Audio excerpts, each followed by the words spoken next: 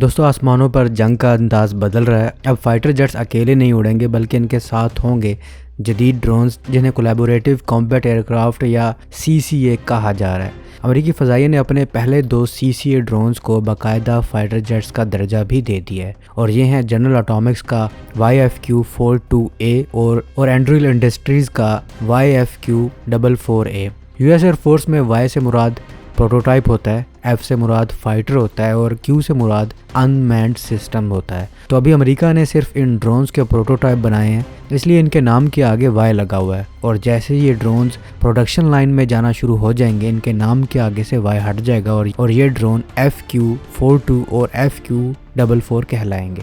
یہ ڈرونز لڑاکا طیاروں جیسے F-35 کے وفادار ساتھی بن کر اڑیں گے، یعنی لوئل ونگ مین۔ انہیں مینڈ ان مینڈ ٹیمنگ یا MUMT بھی کہا جاتا ہے، یعنی انسان اور بغیر انسان کے طیاروں کا اتحاد۔ ایلون مسک جیسے لوگ کہتے ہیں کہ ڈرونز لڑاکا طیاروں کی جگہ لے لیں گے، اور دوستو بالکل یہ ایک دن ضرور ہوگا، لیکن فی الحال ایسا ہوتا نظر نہیں آتا، کیونکہ جدید ڈرونز کو فائٹر جیٹس جیسی الیکٹرونکس کی ضرورت ہوگی جو انہیں بہت مہنگا بنا دے گی۔ ہاں، ڈرونز زیادہ سے زیادہ کام سنبھال رہے ہیں اور مستقبل میں یہ لڑاکا طیاروں کے ساتھ مل کر اہم کردار ادا کریں گے۔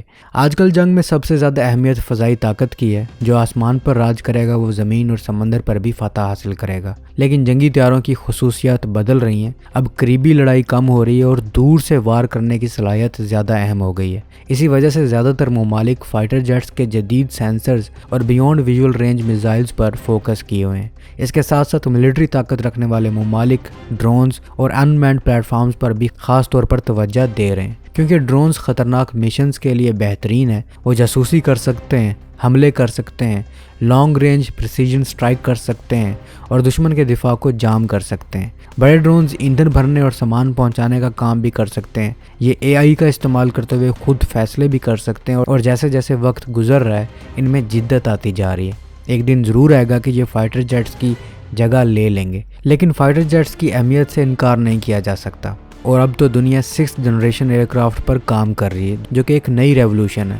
مستقبل کے لڑاکا طیارے جدید ترین ٹیکنالوجی سے لیس ہوں گے، ان کی اسٹیلتھ صلاحیت پہلے سے بھی زیادہ امپروو ہوگی، ان بلٹ سپر کروز کے ساتھ ایفیشینٹ تھرسٹ ویکٹرنگ انجن ہوں گے، پاورفل الیکٹرونک سسٹمز ہوں گے، لانگ رینج میزائلز ہوں گے، پائلٹ کو ہیلمٹ یا آنکھوں پر ڈسپلے ملے گا جس سے وہ آس پاس کا پورا منظر دیکھ سکیں گے، اور یہ بھی کہا جا رہا ہے کہ ان طیاروں میں لیزر ہتھیار بھی ہوں گے۔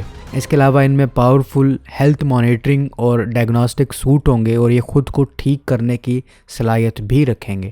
لیکن ان طیاروں کی سب سے خاص بات ان کا ساتھی ہوگا، یعنی کہ لوئل ونگ مین ڈرون، جس کے ساتھ کولیبوریٹ کر کے فائٹر جیٹس ایئر وارفیئر کا نقشہ ہی چینج کر دیں گے۔ اسی وجہ سے امریکی فضائیہ CCA ڈرونز کو لڑاکا طیاروں کے ونگ مین کے طور پر تیار کر رہی ہے، اور ان کا مقصد 1000 سے زیادہ CCA ڈرونز بنانا ہے، اور یہ ڈرونز آرٹیفیشل انٹیلیجنس پر بیسڈ ہوں گے اور رن وے کے بغیر بھی اڑ سکیں گے۔ دوستو ڈرونز کی ایک اور قسم ہے جسے سوارم ڈرونز کہتے ہیں۔